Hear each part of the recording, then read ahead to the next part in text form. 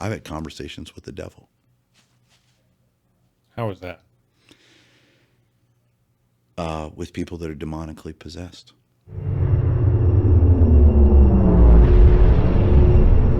Let's go ahead and get started. Yeah. Doug, Yeah. my man, My dude. one of my favorite people. I got to be honest. Yeah. We've gone on a couple of trips together, and I think over the last couple of years we've come pretty close. Yeah, likewise. I feel the same way. So Why don't you kind of give a brief introduction and who you are, and yeah, just kind of go from there. yeah. I've had a really cool life. I'm super thankful for the opportunities that I've had. I grew up with parents that moved all over the place. So I was born on an Indian reservation in New Mexico, moved to Nebraska, lived in 3 different towns in Nebraska. Then I moved to South Dakota, lived in Sioux Falls, South Dakota, then went from the beautiful, plush city of Sioux Falls, South Dakota to Stockton, California, right to That's the hood. a heck of a change. Lived on the roughest street in the city. And then Sacramento, I grew up, left home, went to Sacramento, and then out to Florida, met Gretchen in Sacramento. We got married, started our family, went to school during that time, and then found our way to Fort Myers, Florida, and then back to Sacramento, and then to San Diego. So I've kind of lived all over. The last 2 stops have been long term, and I plan on living here now in Oceanside forever. Love it. I've got 4 boys, ranging from 19 years old to 31, and super thankful for the life that I've had the privilege of living. And my role in life basically is a leader. I'm a pastor, but I love, I've been around the world numerous times. Been arrested in China. How'd you get arrested in China? Yeah. In 1997, I took a group of college students to basically go, hey, I believe in the hope of Christ. And I took a group of college students with me into Hong Kong, which was an interesting situation because it was right during the time after it had been turned over back from Great Britain back to China. And so we were there as part of a team that was helping bring resources into China. But they were illegal. What was illegal? The Bibles. Oh. Yeah. Bibles were illegal in China. Still are, by the way. They're still illegal? Yeah. And but not in like Japan or anything, right? No, right? China. Just specifically China. China. And as a communist nation, they don't want to hear it. So I was going across the border in Shenzhen, China, from Hong Kong to Shenzhen. There's a bridge called the Bridge of Weeping. And that's where that bridge was cut off and families were on either side when the war happened. Really sad story. They rebuilt it when it went back to ownership by from Great Britain back to China. Now Hong Kong is back under Chinese control. And so we were crossing that bridge because it has now been turned back over to China. We're crossing that bridge on foot. And imagine with me, the average Chinese person's 5 foot, whatever, not very tall. And then you've got me at 6'2", 6'3". So you're just towering over everybody. I'm wearing a suit that's packed with Bibles. Like down the legs? Down the leg, his pockets built into it. All through the whole suit. I'm wearing the suit, packed with Bibles, crossing, and then carrying 2 suitcases full of Bibles. That just blatant, hey, if they ask a question, I'm screwed. Just keep walking type thing. Anyway, I went through first. My team was coming behind me, and I was obvious. And so they pulled me aside. And these guys in green outfits, they're army, they're border crossing patrol per se. Pulled me into a room and held guns on me for a couple hours and arrested me, told me you can't come back. And then it was a really interesting story. I was sitting there and I just prayed and I was like, because it was during the time period where the Chinese would catch an American do something wrong and they would do bad things to the American. And I literally just prayed, like, God, you got to help me here. I'm in trouble. I've got all these, college students outside. They made it through. Nobody said anything to them. They were more concerned about me. Found out later the guy had me go through exactly for that reason. And I just prayed. And about 2 minutes later, they were just gone. All of the guys, all of the Border Patrol, whatever they were considered at the time, they were gone. And Like they just left? they just left the room. They yelled at me, left the room. And I looked outside. I looked out in the hallway and didn't see him. I looked out in the other hallway and it's open. I wasn't in handcuffs at the time. And I walked out into the hallway and like looking for somebody like, hey guys, what do you want me to do? And I just walked out the door. My suitcases were still sitting there full of Bibles. They had already looked at them, said they were confiscated, but everybody was gone. I literally picked up my suitcases and walked into China. Nobody ever stopped me again. What? The craziest story. And that's my story. And then we spend all night, Did you ever figure out where those delivering people Bibles. went? No, I didn't want to know. I was gone. I was out. Yeah, that's fair. But it was kind of scary, but it was cool. And I've had quite a few circumstances like that where I found, and I had to ask the question, why are people in the world so scared of what the Bible says? Why are anybody in the world scared of what I believe? But it's the reality. Yeah. What's the answer to that? Freedom. It's the same reason so many people around the world are so hateful of who we are as Americans, because we stand for you and I making our own choices. Now, you live in China, you don't make your own choices, like, at all. Yeah, it's a crazy. So they're going through like a second round of lockdowns right now. All kinds of weird stuff, but they don't, like, you see kids that are abandoned everywhere. In China? Yeah. Like just abandoned? Gone. And here's why. The rules, and I don't know how much they've changed in the last few years, but the rules were one child. Well, what if families, if they can have one child, what do they want? They want to carry on their name. So they want a male. And if they have a female, there are orphanages full there. We saw them full of girls that, parents wanted people to think they were boys so that the government, or whatever would let them keep the boys. They could have they could have boys. They would let them keep the boys. So they would shave their heads to look like boys.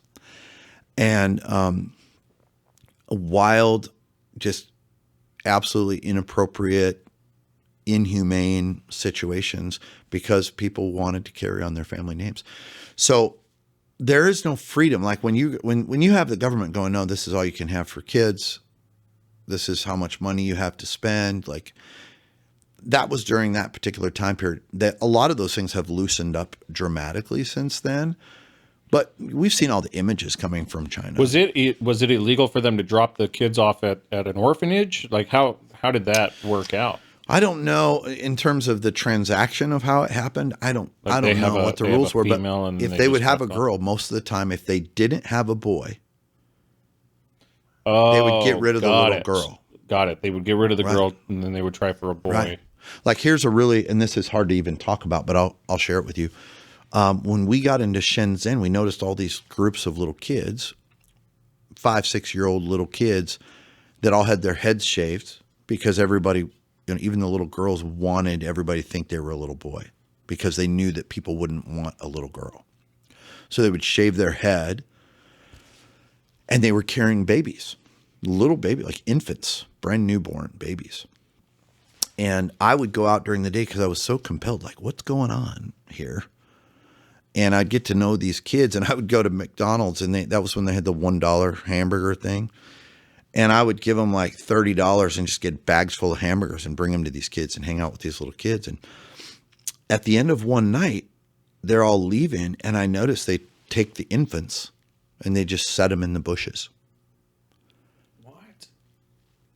and the babies would start crying and freaking out and blah, blah, blah. But How many infants? the other kids would just leave. Well, when we were there, I saw it numerous times, and I would like, hey, what's going on? And people that were the Chinese people would be like, hey, leave it alone. Like, leave it alone. I'm like, That's how it is there. yeah, I was like, I'm not leaving it alone. Like, what do we do?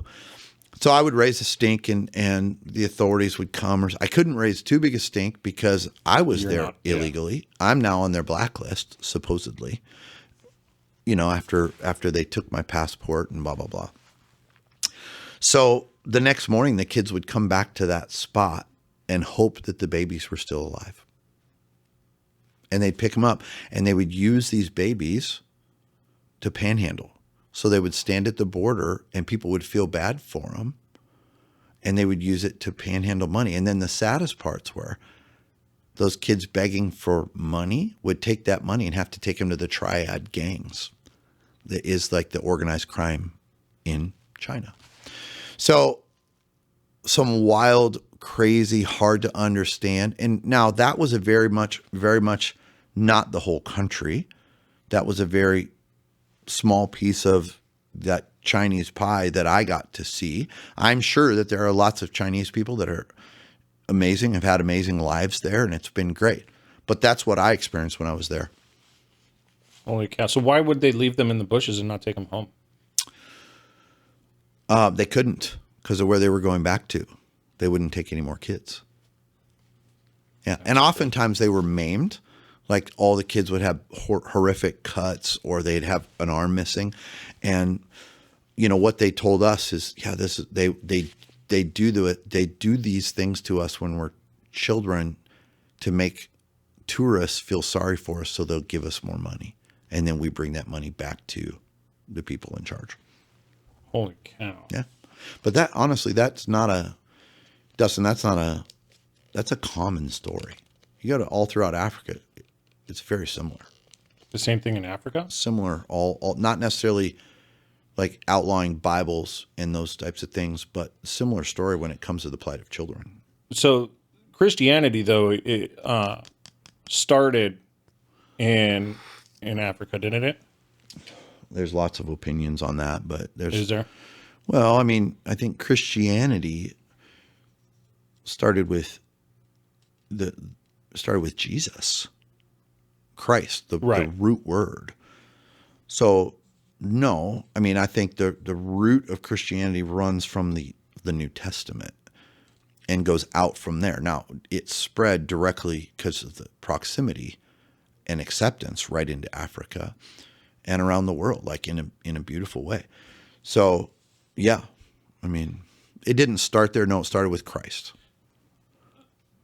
So, religion before the New Testament, let's say the Old Testament. Right, the law. So, okay, so can you kind of tell me how that formulates? Because I'm not real familiar with that. So, Christianity starts after the New Testament. What's before the New Testament? Yeah, so you go clear back to creation, which I believe God created the heavens and the earth, as it says in Genesis. And you have Adam and Eve. Clear back to the dawn of creation, the first molecules, everything. When I look around today, I mean, you kind of have to go back to creation to even start this conversation. So you can't look around and see the beauty of this place we live without going, okay, there has to be some kind of creator. This isn't, you don't just come out of nothing. I just can't believe that. The beauty of the way you think, Dustin, and the mind you have, there's no way you just happen to evolve out of nothing. That's where I get all the time. People ask me, where, or tell me, hey, God can't exist. And I look and I'm like, we're sitting on a rock in the middle of nowhere, just far enough from the sun so we don't burn, just close enough so we don't freeze, revolving around a freaking fireball. Exactly. In some gigantic universe that we don't even have 1% of 1% of the knowledge of, and you're going to sit here and tell me definites? Like, I can't get there. Well, I can't either. And I'm a studier, a thinker. I've been educated. I can't find in me anywhere the ability of even an atom that pre-existed. Okay, then where did that atom come from? Maybe, if you want to go with the Big Bang Theory, then you got to ask the question, then where did that atom that went bang come from? Yeah, you do the same thing in both directions, right? Because you go with God. Well, then where did God come from? And then Right. you go do the Big Bang. Right. Where did that atom come from? And you could do that till you're dead, Right. but you're not going to solve anything. Right. And I think at some point we all come to a place where I have to believe there's an element of the supernatural. I have to believe that there are things far beyond what we know, that there's things happening around me every day, like the wind that I can't see, but I know it's there. So when you go clear back to the dawn of creation with Adam and Eve, and you start watching that move forward with Cain and Abel, and you watch it come through time, and you see the move from Abraham, and you watch the evolution of humanity. I actually believe in that. I believe that there's this amazing thing that happened over time that continued to happen, and from Noah and the ark and all of those things. Now, when we someday have a chance to sit and look at God and be a part of that community in heaven, or if it's heaven on earth, like whenever that moment is where we get to sit down and have conversation, I can't wait. I want to know. Like you're a good person to ask questions. You like asking questions. There's a lot that I know. And the one that gets asked to me all the time, Dustin, is if there's a God. Somebody just asked me this on the pickleball court. Well, Doug, if there's a God, why is the world so evil? Free will. Exactly. Well, how would you have, and this is a rough answer, but how do you have good if there's no bad? You wouldn't know it was good. That's a valid point. Like, how would you ever know something was good and peaceful and pleasant if you didn't have the opposite of that? And I think God truly made us people of free choice. And boy, have we made a mess out of it at times. So we go from the creation through, you go through Cain and Abel, you go through Genesis, all of that. And then you get, where do we get from there to Christianity? Yeah, okay. How does that? I got to keep going on the timeline. So you get to a place where we get the law, like the Prince of Egypt story. They're rescued out of Egypt, right? And you have Moses that brings set my people free. We've all seen the movies, the cartoon, everything. And people are free, but they end up not listening to exactly what God gave them to do. And they end up at the base of a mountain waiting to hear from God. And the 10 Commandments come, which is the beginning of the law. Okay, Moses brings back the 10 Commandments. Aaron and the people are acting like morons. They've created a golden calf because they want to serve something. And it would take me 10 hours to get like the details of all that. But the reality is, this is where God gives us those key 10 Commandments that I don't think any of us would disagree with. Nope. Like, I don't know of a human alive that wouldn't agree with thou shalt not kill. I got a question on that. Specifically that one. Yeah. I have a military background. I know a lot of people in the military. You teach a lot of people in the military. Yeah. When I hear that, sometimes I feel like some of us are screwed. Yeah. So I guess my question would be, am I screwed? If you're forced, if your country sends you to war, Yeah. how does that play out? Yeah, it's a really valid, good question.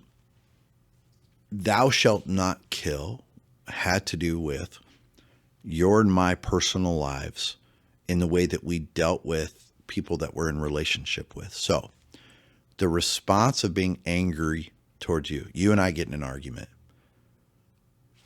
I have a conflict with my neighbor. My wife does something bad. My wife cheats on me.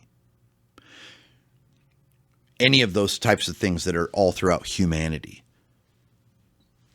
In this particular moment, the Bible is saying, no, no, no. I'm giving you guidelines on how you guys are going to live your lives in response to your neighbors and the community right around you. And our response to frustration, anger cannot be, oh, I'm going to get so angry, we're going to get an argument and I'm going to take your life. Sadly, when we're led by our feelings are bad leaders, and we let our feelings take us to a place of putting someone else to death. That's why our prisons are full of people that have killed for the wrong reasons. Now, obviously, all throughout the Old Testament and the New Testament, because of warfare, men put other men to death in war. So I'm led to believe that there are moments where it is justified because of war, because of stopping something that's wrong. I mean, we're seeing this play out right now. And I have a strong opinion on what's happening with Gaza and Israel. And what happened with Hamas. I was just there a year and a half ago in Lebanon, in Israel, throughout that whole area. And there are times when the grotesque part of our humanity comes out, we have to be stopped. And that's what we're seeing now. And in those moments, killing is a whole different level of thinking. It's not the hey, I'm pissed at you and because of what you've done for me, and so my response to what you've done is I'm going to put you to death. Warfare is a whole different, as you well know. It's not like the guys that any military gentleman or woman have shot at. It's not like you were looking at that person mad at that particular person at that moment. Maybe you were at times, but you are following orders to do what you've been told to do. And we see that actually all throughout the Old Testament as well. So you're not screwed. Like, that's the reality of warfare that has happened through conflict since the beginning of time. Okay. That makes sense. So I'll let you continue on that story. I just had a little sidetrack there. Yeah, no, that's a good. That's good. a big question for a lot of soldiers. No, I had a young man at my house 2 weeks ago. It was like I still can't go to sleep because he was a machine gunner on the top of a Humvee in Afghanistan. And he's like, I can remember the eyes of people I was mowing down. He's like, I haven't slept since I got back. I'm still fighting with my own reality of dealing with what I have done. So yeah, I get it. Fortunately, that's a story all too often told. Repeated, right? Okay, so we get the 10 Commandments, and thus begins the law. So this is the Jewish law that to this day, Hasidic Jews, like traditional Jewish sects, there's different sects. I'm not going to get into all of them. They still believe in the fundamental Jewish law. Good people, but they still believe back to that moment. So there's hundreds of Levitical laws that are on top of the 10 Commandments. The way you dress, like men are supposed to wear their hair a certain way with certain tassels on their jacket. Like if you go to Jerusalem, you'll see this all over. That you wouldn't fit in there. What, because my tattoos? No, because you don't have all the right tassels and your tattoos. Like there's specific laws about the way you must look, what you do on certain days. And the dividing line when Jesus came, and the Old Testament said this was going to happen. Like, hey, there's going to come, the Messiah will come and change this. The challenge was when he came, it didn't look like what people expected or wanted. What were they expecting? Like like somebody coming down from heaven and declaring or something? I think so. Like a big spectacle? I think they were expecting a spectacle. I think they were expecting someone to set them free from the Romans. I think they were expecting a war hero like a Braveheart, for example. They were expecting somebody to come and organize the Jews and set them free from the Romans, the Roman occupation. And what they got was a Christ child that came and said, oh no, I'm going to teach you the most powerful thing in history. I'm going to teach you how to love each other and what it looks like to forgive. And he changed everything. And that in that moment is when Christianity began. Now, when this happens, I think we all have to remember and know that humanity continued to take it like the Jews did and add rules, our own rules. So you see different parts of Christianity where we as humans keep adding to the things that Jesus gave us. Like tassels? Tassels. Or, well, they had the tassels already pre-Jesus. But they, like you see all religions all across America that you have to follow certain rules, right? Like the holiness movement where ladies can't cut their hair still. Like there's all these rules that people have to, and here's what it fundamentally comes down to. Some people believe that they still have to earn their way to heaven or to forgiveness. Essentially, you have to earn your way to be forgiven. I have to do these things in order to be forgiven. Is that like Catholicism? Well, for sure, Catholicism, but I think, that's why there's a confessional. You go in, I've got to confess, and then what does the Father say when you confess? You got to do like so many Hail Marys. Hail Marys, blah blah blah. What is a Hail Mary? I'll let you figure that out. Yeah, it's a prayer. Oh, okay. It's basically a prayer. But it's earning it. Versus Christ going, I paid the price on the cross. I sacrificed myself. So you don't have to continue to live under the pressure of, I got to earn this. Can you imagine your kids feeling like the only way my dad will love me is if I earn his love? Can you imagine seeing them that way? Oh, that's a terrible idea. You and I love my kid. I love my boys. I love your kids too. I love your kids too. But I love my kids in a way where it's unconditional. Jesus came and introduced that sort of love to all of us. Like an unconditional, I am down with you love. Like, I know when you make mistakes, if you'll own your mistakes with me and we learn from them, there's really no if. It's just, that's what he wants from us.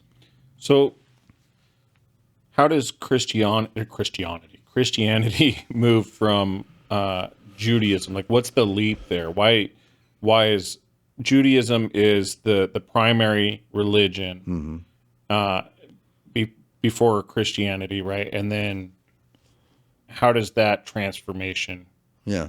happen? Well, I mean, you look at the word Christianity, and it basically means Christ following communities. Okay. Like, okay, so we're going to do our best to follow Christ and his teachings. And that divide between Judaism is all throughout the New Testament. Just, read Philippians, Galatians, all of the epistles, which is basically a fancy word for the letters from Paul to all these different cities. And you hear constantly where Paul was, one of the most prolific Jews in the New Testament. And what was his name then? Do you remember? Saul. So he was a Pharisee. Saul was like the leader of the Jewish religion. He had been taught more than anybody else. He's been to the best schools. He had been, he was considered the dude that everybody respected. So when Christ came around, Saul started going, oh, wait a minute, this is exactly what China thought. This puts what I believe at risk. Because people will find freedom in this, where I'm trying to teach them to obey what I say. This Jesus guy is coming and trying, because at that point, remember, in order to get to God, you had to go through the temple, through a person, another person. There was a gatekeeper. Yes. Okay. Now, Christ comes and goes, I'm giving you direct access. So all of the Pharisees are like, holy crap, this is worrying us. This is taking, what's the word I'm looking for, Dustin? This is putting what we believe at risk. Mm-hmm. And this is going to come as a detriment to us. So here's Saul at this point. He's going around literally putting Christ's followers to death. Putting them to death. He's one of the guys that would stand there and stone them. For reasons. Like they got mad at Jesus one time for healing the dude with the crippled hand on a Sunday. On a Sunday, right? Okay, Right. I heard that one. Yeah. So they would do all kinds of stuff that he hated. And he was considered a rabbi because he could teach the law. Because the interesting thing about Jesus, he did something. He didn't come and abolish the law. He actually fulfilled it. He was the first person ever that fulfilled the law. Explain that. What does that mean? No sin. He didn't make a mistake. Like he didn't fall into sin. How did the Old Testament say that he was going to come? Like, how did that come about? Well, it gives us lots of details of how he would come, being, born of a virgin. So all of that, all of the way he was born was spoken of in the Old Testament. But here's the interesting thing about prophecy. When you read prophecy in the Old Testament that has come true in the New Testament, it never looked the way they thought it would. Like in the line of David, what was David? He was a warrior king. Jesus came out of the line of David. What did they think he would be? A warrior king. But what did he come as? He came as something we're all still like wowed by. He came to show love and to bring a sacrifice, to give his own life so that everybody else didn't keep having to earn it by sacrificing animals, bringing tons of food. Like here's my sacrifice because I screwed up. Jesus changed all that. So the delineation from the Old Testament to the New Testament, like when Jesus was born, there were some things.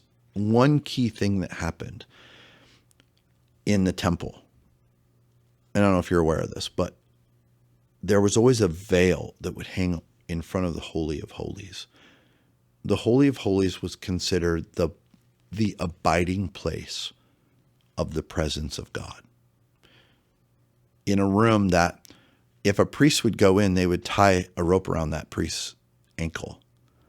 Because if they were living a lie, they would die instantly. Like it's a teaching on God wants authenticity. Don't come in here acting like you're something you're not.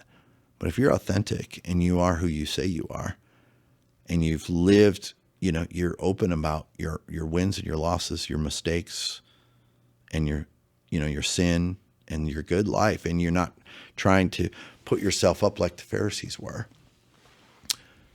you'd be fine. But if you went in there with a sinful life, they would pull you out. So that's why so they would pull you out. They'd pull you out. And because they were like, I'm not going in there. So there was this fear about the presence of God. It says that when Jesus died, there was, the earth became dark. The ground shook. There was an earthquake. But there's that little thing in there that says the veil was torn from the top to the bottom in the temple. Well, that was a symbol. First of all, the veil there's lots of communication about this, but from 4 inches to 8 inches thick material. Well, have you ever tried to tear something? It doesn't phone tear. book? Right. From top to bottom as a sign like it was torn by God himself. And it was a symbol of, boom, the Holy of Holies, the presence of God was released and no longer under the watchful eye of just men. So now Jesus is saying, now you have access to God, not just through an intermediary. So that's the delineation between the Old Testament, the New Testament. Yes. And then where I mean, all of these things we're talking about, I will just say this. There's a ton of theology and a ton of thoughts, and everybody has different opinions about it. My opinion is this. We can all have different thoughts about every little detail of it, but what it comes down to is I do believe Jesus was the Savior of mankind, and he gave us a new way to live. He gave us a free way to live in this life that we've been privileged to have. So I don't get caught up in too many of the details, but I'm answering your questions as to what I believe. Yeah, that's fair. That's what. So you go from. I think we answered the question. The last question. So, you go from China, then you come back home, and was that the first trip you went on? That was one of them. That was one of my first trips, yeah. And then, I started taking teenagers and adults around the world, sharing that message I just described to you of Christ. And incidentally, one of the guys that we worked with in China shortly after we left there, he was arrested and actually put to death. No. Yeah. Yeah. Yep, certainly so. The trip closest after that, I think, that I went on was to Johannesburg right after apartheid ended, which was an amazing trip. And then probably the most intriguing trip was my trip to Haiti. And in fact, last week it was so interesting. I'm in Tampa, get an Uber driver, the guy's Haitian, and we start talking, and we find out he had sat in a service that I spoke at in Cape Haitian. Really? And he's my Uber driver. Oh, that's so awesome. Is that crazy? That's awesome. So yeah, I've had some amazing trips, and I've had the privilege of watching the effects of Christ on all different parts of humanity. So what was so intriguing about the trip to Haiti? So, do you know what the national religion is of Haiti? No idea. Voodoo. Oh, I don't know. Okay. Voodoo. Can you believe that? Voodoo. So voodoo it's like it's a demonic religion, right? Yeah. I would describe it as that for sure. It's wild. I don't know the ins and outs of I don't know all the voodooism, details of it either. It's very scary. And people, so Haiti, the history of Haiti was originally very much so a slave. That's where they traded slaves before they would send them to America. And brutal society. So they would take them from Africa or wherever, and then that would be their midpoint or something. That would be, well, I don't know if it was a midpoint, but it was where a lot of slaves ended up. Okay. And really sad stories. Like a lot of the slave ships that we have seen coming over would make us stop there. In fact, it's such a primitive society. It's considered the poorest and most dangerous society in the world, country-wise. And they have the most awful natural disasters. The hurricanes hit there all the time. The earthquakes that have happened there and just leveled Port-au-Prince numerous times are devastating. And I flew into Cape Haitian, which is up by the Citadel, landed in I was like, where's the airport? He's like, right in front of us. And I looked down, I'm like, there's cattle out there. He goes, oh no, the kids will get them out. And the kids are shooing the cattle off and we just landed in it wasn't even a runway. It was just a field. It's a dirt field. Yeah. That's awesome. And then I was like, so where do they check our passports? And he's like, don't let them see your passport. He said the airport terminal's right there, and it was a container that they just would flip the side up, and a guy would stand there and stamp your passport. Oh, wow. Holy cow. Yeah, it was awesome. It was quite a, and then I would go. So it was that side of the island where there was like the origination. This is what I was told while I was there, and I'm not a historian, so I could have some details wrong on anything I'm telling you, obviously, but I do love studying history. But so we were taken to a place there where like this is the birthplace of voodoo. And it was the slaves that were living there were in such desperation and in so much pain, they were turning to whatever they could turn to try to find comfort. And I find it interesting, even in America today, that what do people turn to like when they're hurting? We oftentimes turn to dark things. That's where your mind tends to go to the darkest place. Like if relationships in general, right? If your girl doesn't call for an hour or doesn't answer your text message, you're like, oh man, she's gone to the supermarket. She met some guy, and right. Our brain does that. What about, like, I'm thinking, what do a lot of humans move towards? There's addictions, whether it's alcohol, drugs, sexual addictions. Like, I mean, now we've got all kinds of crazy addictions, from social media addiction to shopping addictions. Thank God my wife doesn't have that addiction. But we tend to go to things to try to numb the pain. And their way of going to numb the pain ended up coming through grotesque ways. They still are doing sacrifice. I went the day and recorded it on my. You recorded a sacrifice? Not human sacrifices, but animal sacrifices. Really? Yeah. I had a camera, and they wouldn't let. They didn't want me to come because I was this big white American. They didn't want me to go up there to this pool where the witch doctors were doing sacrifices. So what I did was I took my camera. It was when they were bigger, but I had this little camera with me, and I put it in the wet clothes pocket of my bag, and I pointed it out the side of the bag, so it's got like this mesh in front of it, but you could still see what was happening. And I watched as they would, people would come and they would have a sick son or daughter that they're carrying, and they would lead a cow into this pond, and the voodoo priest would slice the throat of whatever it was. Sometimes it was chicken. And they would just let it bleed out, and they would then the voodoo guy would, the witch doctor would take this child and dunk it in this water. That seems sanitary. And give it back. Think about that all day long, every day. The grotesqueness of what's in that water. So nasty. And somehow they would, call on dark spirits or whatever they were calling on to bring peace and solutions. And what were you guys doing there? So I was working with a pastor named Pastor Ecclesias. He would when he first saw me, I got to the airport and it was a little gnarly right at first because he wasn't there.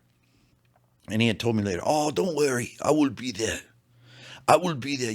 Us Asians are a little bit late."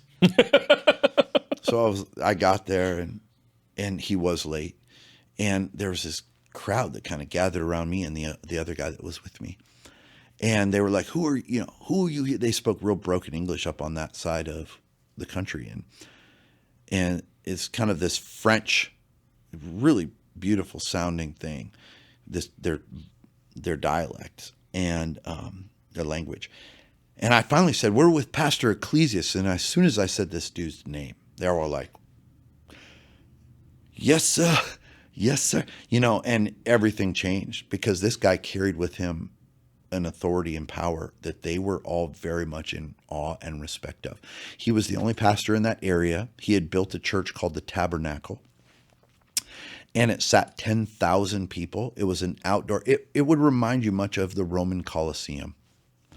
They just took blocks, they would build cinder blocks,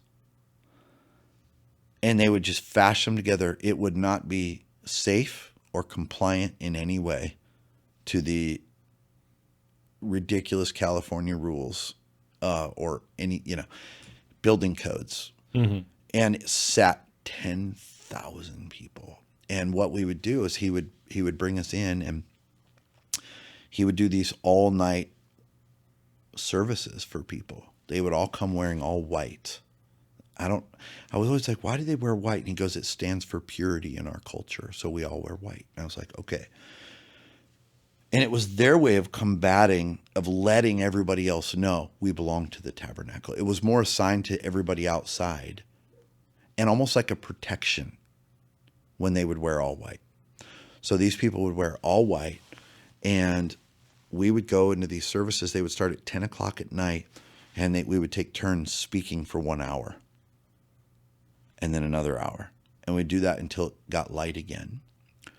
And then they felt like when the light come up, people were safe, and they would come to that place strictly for safety reasons because of what was happening in the world around them up there. It was basically, so think about this. I never saw one policeman the whole time I was there. So it was pure 100% at that point anarchy in that side of the country. That's nuts. So they would go there every night? Sometimes every night, but it was really when on the weekends when they knew things were at the most dangerous. Yeah. That's crazy. I'm giving you some stories, bro. Speaking of stories, what's the most what's the word I'm looking for now? Yeah. Threat. That was the word I was looking for earlier. Threat? A threat to their way of life. Jesus was a threat to the Jewish religion's way of life. Fair enough. Okay, so you were going to ask me about a story. Yeah, so I just talked to Chris. We had this whole conversation. I sent you a video. I don't know if you had a chance to watch it. I watched some of it. I didn't get to see all. So he talks about when he's in a coma and he's waking up, but before he wakes up, he has a vision, for lack of a better word, where he's being chased through the water by some, what I would assume, I don't want to assume, but what he describes as like monsters. So I take that as a demon. I don't know what it is, but I would assume. Yeah. And he's trying to get away from them in this water, and then out of nowhere, this bright light, brighter than, now this is a blind guy. Yeah. Brighter than anything he can imagine. He said it's the brightest light he's ever seen. And then a voice, or he sees all these people that are happy to see him and all of that. And a voice comes out of nowhere and says, I'm going to heal your body. Yeah. And then he wakes up from his coma. So, wow. I wanted to get your take on that, because to me that's evidence, right? And we're always looking for evidence. Yeah, well, there's a really cool story in the Bible that goes along with that, and I mentioned him earlier, Saul. So Saul, I'll pick up his story, is walking with some friends on the road to Damascus. So the road to Damascus is going through the Golan Heights, which is, if you know much about the Middle East, a really rough area, always under battle, always in warfare. Jordan sits on one side, Syria sits on one side, Lebanon sits on the other side. And it's part of Israel right now, but it's considered the Golan Heights. So the Damascus road comes out from this area to Damascus, which is in Syria. Paul is walking on this road to Damascus, and a bright light appears. And he goes blind. Oh, really? Yeah. He goes blind instantly. And he cowers, and he's like, what? And Jesus says, why are you persecuting all of my followers? Because this is the lead persecutor of Christ followers, of Christians at this moment. Why are you doing this? And I need you to stop, basically. And then he says, I want you to go find this man, and he'll tell you what to do next. I tell you that story to say this. We all, at some point, I believe, have revelations of God. Now, some of us have bright lights. Some of us have a still small voice. Some of us have circumstances where God is revealed to us. But when we seek him, when we seek him, we find him. He promises us that. So my take on that is, what was his name again? Chris. Chris. That it was one of the revelations he'll have in life. And just like, he's in a pretty unique group, just like Saul, who shortly thereafter became Paul, the greatest missionary and writer of the New Testament. That I didn't know that was in the Bible. I didn't know that. It's awesome to hear that those two things coincide. Yeah. It's funny that he's oftentimes revelations that people have from God. Oftentimes, if it's out of nowhere, God is represented by light. And we see this even through the Sermon on the Mount, where he refers to Christ's followers, like you and I, as we follow Christ, going, you now are the light of the world, a city on a hill. We're considered salt and light. So oftentimes, symbolically, You say salt? salt, we're the salt of the earth, Okay. which is considered a preserving factor, and light of the world. Where light is, darkness can't be. Have you ever noticed there's no dark switches? Right? Fair enough. There's no dark switches. You can't turn on the dark, but you can turn on the light. So we're called the light of the world because we can show up in dark places and bring light to reveal and expose the darkness. So I love that he had that kind of a revelation. I believe God is wanting to reveal himself. So the word revelation, the root word is reveal, right? We love reveals. Everybody wants to reveal the sex of the baby now and whatever. Reveal parties. A revelation is the revealing of the presence of God in someone's life and who God is. And I just believe that happens way more than sometimes we realize. Yeah, that's crazy. I think about it's a selfish thing. I'm just like, hey, well, reveal yourself. Like, for me personally, I'm just like, when's my time? That's kind of where I go there. And, So how does that happen? I don't know. I think it's a question we should all ask. Like, how can I put myself in a position where I'm ready for a revelation of God? And Matthew 7's, our Matthew 6 is very pointed, like where he says, "Seek me and you will find me." He says three things: ask and you'll be answered, seek and you will find, knock and the door will be open. It was Jesus's way of saying that, and that was Jesus saying it. Ask, seek, and knock. Ask, you're going to get an answer. Seek, I'm going to make sure you find me. Knock, I will answer the door. But it was funny, the way we read it, we think it's, okay, why didn't you show up?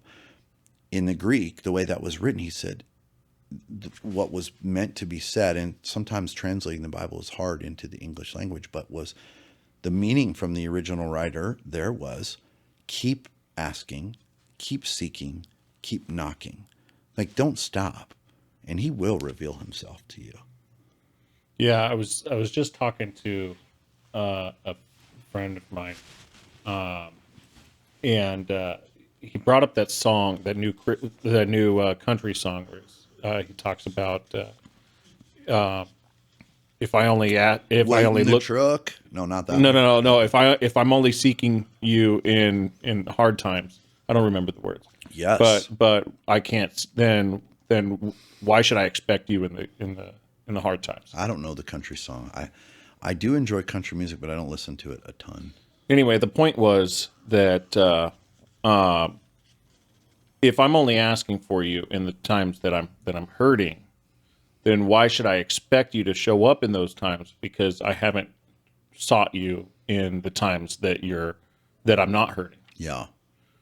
And It's a deep thought, right? Because like yeah, well, I think about that, and conditional then. well, that's exactly. But from what I understand, Jesus obviously doesn't want it to be a conditional relationship, and he's going to meet you where you're at, right? So yeah, seek him in those times, Right. but also when you're out of this, right? Because now we're here, so we're going to meet in this time, but also seek me when we're done with this. I think you just kind of captured too why men added rules to what God intended. I don't think any religion was built to be bad. People were intending good things. So like Judaism, it was intended to give us disciplines for what you just said, to always be seeking him, always be looking for God in situations. And I think that is important for us to know, because sometimes we love to critique what others believe. We love to put down what they believe, and having a graceful, merciful heart going, well, I get it. They were trying to do good things. They were trying to make good things happen. But when you add, the Bible says, don't add to me or take away from, don't add or take away from what it says. Just leave it alone. Take it for what it is. And like spiritual disciplines are really good, because spiritual disciplines teach us to practice what he has taught us in the good times and in the bad times. So it's not fire insurance. It's Right? That's fair.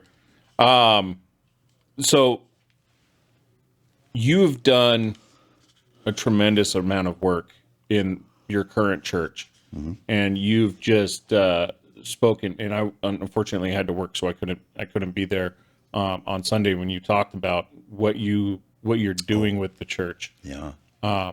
What is it that you're bringing? Because there's a lot of things that I feel like church in general does to alienate people, and isn't doing enough to bring everybody in as a whole.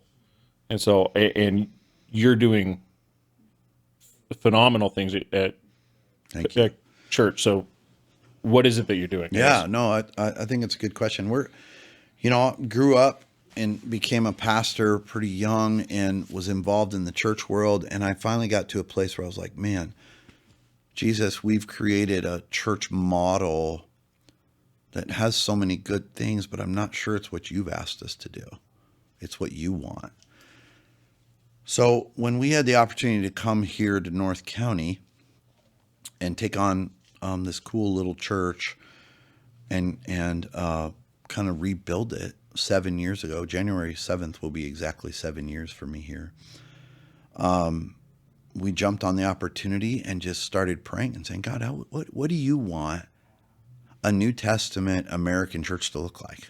What can we do? And one of the first things we came up with is, well, God, because we're so blessed, the reality is in the rest of the world, we would all be considered very wealthy.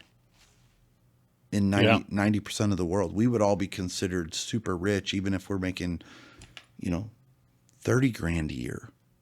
We would be considered ultra wealthy all across Africa. And so taking a mindset more of entitlement instead of entitlement, and a mindset of gratitude and blessings, and just thank you for this beautiful life that you've given us. And God, we're going to take what you have given us and we're going to live our lives to the benefit of others. Well, it's just like Jesus. He said, I came to seek and save that which were lost. He also said, he first loved us. Didn't expect from us right away. He said, I first loved you. I first loved us.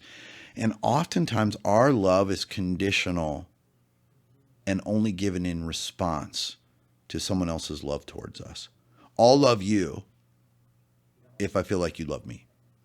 And Jesus taught this whole different way of life of like, no. I want you to learn to love unconditionally, period. Just love. No conditions on this. I want you to learn to love this guy.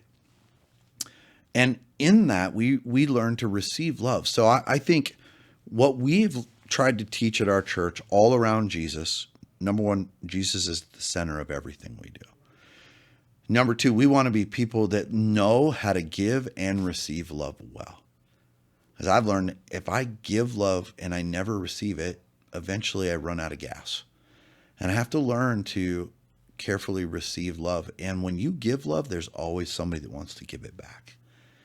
It is so reciprocal. It's like a smile. It's hard to smile at someone without them smiling back at you. Once in a while, you'll have somebody, but not very often.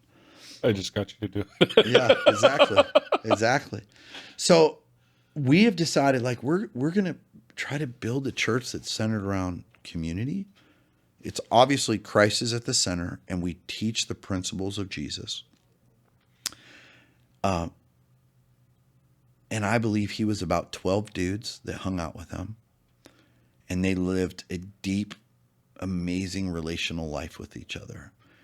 And we do this thing at our church called Fire Shop. You've been involved in it, where it is really centered around people and men going, I'm going to learn how to actually love other men and love them back. Not homo love, not homosexual, weird, crazy love, but genuine love, like teaching real masculinity according to the New Testament. So yeah, we've built a place led by God of all about relationship and depth. And so, 70 amazing people have turned into thousands now. And all of us are working together to help others see the love of Christ through committed relationship that doesn't get offended and run the other way, doesn't get offended and cut people off, but committed relationship that goes, I'm going to love you regardless. And that's hard. That's really hard because that's not natural for us. So what you missed on Sunday was us presenting kind of the next step of that. So we're committed to kids, children, youth. We're building an amazing concert venue for youth, redoing the entire 2-story children's building so that kids walk in and are like, holy crap, what is all, and teaching the way of Jesus in a new way to children and youth. And then supporting our missionaries that are in the toughest places on earth. I can't even tell you where they're at because they're in Muslim-led areas where if anybody found out what they were there for, they would be put to death. So presenting all of that to our people and saying, okay, here's how we're moving forward in 2024. That's awesome. Yeah. It's fantastic. The question I was going to ask you before, now that I remember. Okay. What's the most supernatural thing that you've experienced? Wow. Holy cow, man. I've seen a lot of it, first of all. I've had conversations with the devil. How is that? With people that are demonically possessed. Is that the most supernatural thing I've seen? Maybe. How does that happen? Oh, man. Or how did that happen? Yeah. I'm not going to use names or anything, but I'll just share this happened. I've seen it numerous times where someone was actually possessed by demonic spirits. And when you are in my line of work, you have to deal with that oftentimes. And we see all that all throughout Scripture. You know, when Jesus cast out the demons out of the guy and it ran into a herd of pigs and they all jumped off a mountain, right? They all jumped to their death. That's still very much happening today, probably more so now than ever. And yeah, I've had the most supernatural experience I've had. I've watched a human writhing on the floor, saying stuff that shouldn't come out of a human's mouth with a voice that is obviously not human, and having it look and say, where are you from? It looked at you and said that, or you said that? I said that. And the thing about demonic spirits when it comes to Christ, if you have received Christ and you have Christ in you, you've also been given an authority over things like demonic spirits. So you don't have to be fearful and afraid. I think sometimes our humanity pops up and it's very scary. So many horror movies, they play off of that, right? They love that because it scares the crap out of people. But yeah, I've looked and like, who are you? Where are you from? Why are you in this person? What brought you to that person? What did they say? They could look at you and answer? Yeah. Yeah. I'm trying to be careful what I share. Yeah, no, that's fair.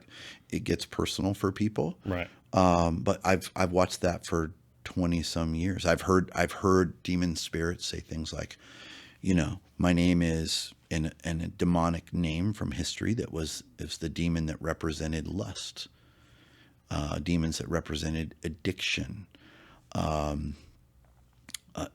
Jezebel spirit demon, which was like all about selfishness and pride and lasciviousness, which is anything goes. Like we live in a world right now in America where it's gnarly because people are they're playing with stuff they don't understand. And they're welcoming things into their lives that they do not get. Do they know that they're doing it? No. But they're willing to walk down roads. Like you don't have to watch very much to see this. And I don't consider myself, and I hope others don't see me as like the crazy guy that believes in this stuff. I've watched it. I've watched it play out in young men's lives, in young ladies' lives, where mom and dad, what do we do with this kid? He's losing. And we talk through it and pray through it and find out, oh, this kid is possessed by a demonic spirit. And we pray through and see them totally set free. And it is amazing. I mean, we've got kids that are now no longer kids that we've known from our past ministry, Clear Back to Youth Ministry, that are now in, ministry telling people about Jesus that started being demonically possessed. Holy cow. Yeah. So that was one. I had asthma really bad when I was a little kid. Like I couldn't go outside for certain times of the year, fall and spring, because it would kick off asthma. I was in the hospital every couple of weeks, or sometimes in the wrong times of year every week because I couldn't breathe. And I remember one night, the medicine didn't work. I was pretty young and I'm laying in my bed and I woke up gasping for air and I couldn't breathe. And I just thought, it's over, I was pretty young at the time. I was probably, I don't know. Well, I wasn't that young. I was probably 13, maybe 12 or 13. And I remember just thinking I couldn't move. I was paralyzed because I couldn't breathe. And, when fear happens and it scares you so bad that you're paralyzed, that's where I was. And I remember all I could think in my mind and I could whisper was the name of Jesus. And it still gives me goosebumps as I'm sharing it with you right now. I remember the image of Christ walking in my room, bright. Was it light? And light. Oh, wow. And a hand on my chest, and instantly I could breathe. And since that day, I've struggled with almost no asthma. I've had a couple of times where it was like sickness induced asthma that I had to deal with. But I never went to the hospital again for asthma. Gone that night. And I remember yelling to my parents, "Hey, Jesus was just here in my room." And it was like, so personally, probably that was the most supernatural experience I ever had. That's crazy. Well, Doug, thanks for coming in. How can people get a hold of you? Yeah. My email address is doug@coastcitychurch.com. That's the best way email, or you can call Coast City Church. I don't have that number memorized, but you can call Coast City Church. Get in contact with this guy. He'll get us connected too. And I'm excited about what you're doing. Awesome. Thanks for letting me hang out with you. Heck yeah. Thanks, Doug. Appreciate it.